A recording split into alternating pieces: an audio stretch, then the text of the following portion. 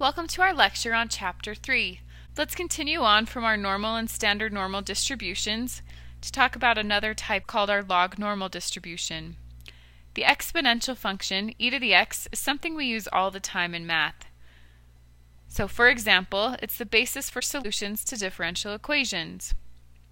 If you guys haven't had the wonderful opportunity of taking this class yet, I'm sure you will soon. Let's see how this works with distributions. If we define a random variable x as an exponential function whose exponent is a normal random variable, then I get the random variable x equals e to the y, where the natural log of x equals y. So this is kind of showing you where this comes from. In other words, the natural log of the random variable has a normal distribution, hence the name log normal. So once again, the natural log of my random variable has a normal distribution. The log normal distribution is a function of the expected value, which is my mean, and the variance, sigma squared. So here the difference is the expected value and variance used are those belonging to the natural log of x, which has a normal distribution, not the expected value and the variance of the actual log normal distribution. We'll see in just a second how these are different. So the formal definition of the log normal distribution is a function f of x, which is defined as follows. So once again we have this big hairy formula, f of x equals 1 over the square root of 2 pi times sigma x all times e raised to the quantity negative natural log of x minus mu quantity squared all over 2 sigma squared. So this function is only defined for positive values of x. We are grateful we can standardize this and use tables because I don't know many people who would want to integrate that. This is an example of a log normal distribution.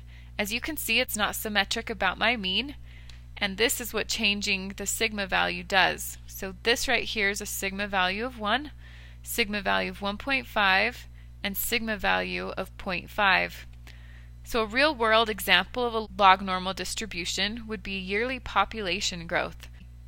The growth rate is a random variable because the growth rate varies in response to annual fluctuation of economic, health, and social conditions. Let's see how my expected value and variance differ with my log normal distribution. So the expected value is calculated using the expected value and variance of the natural log of x, and it is defined as follows. So here is my expected value formula. So in the past, pretty much the expected value is only changed because I now integrate x times my function. Here, however, I have its own formula for it. The variance is also defined as follows. We can also create a log normal distribution in Excel by using the following function. I have lognorm.dist and x, mu, sigma, and type.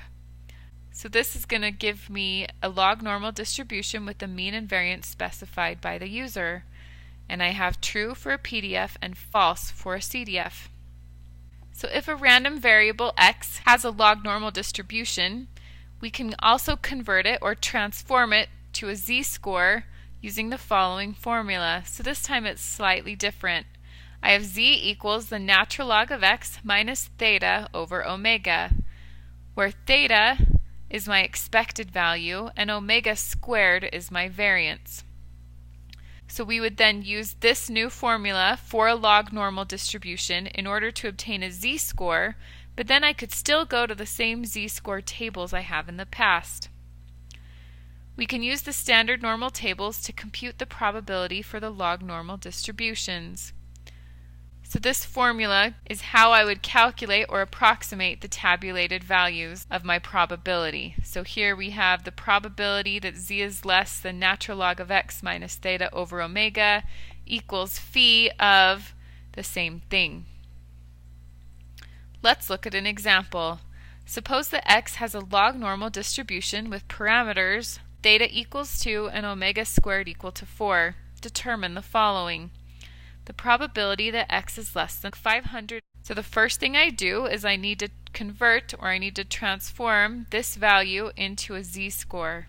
So I use my standardizing formula for my log normal distribution, and I get the natural log of x minus theta over omega. So I plug 502 and the other 2 into that equation, and I get 2. I then take that to my table and find the probability relative to a z-score of 2, and I get 0.97725. The next step would be to find a value for x such that x is less than x equals 0.9. So this type of problem is a little bit different than those we have done in the past. In general, we are looking for the probability here, and we are given this value. This time we're going to work backwards. So we're going to go to my table, and I'm going to find the value that most closely represents 0.9.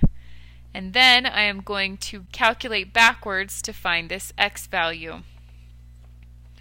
So I went to the table and I found that z being equal to 1.285, so between 1.28 and 1.29, is approximately a 0.9 probability.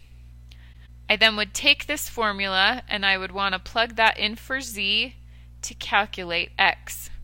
I'm going to first rearrange the formula so I can do this easier without having to drag that 1.285 along through my calculations. First thing I'm going to do is rearrange a little bit.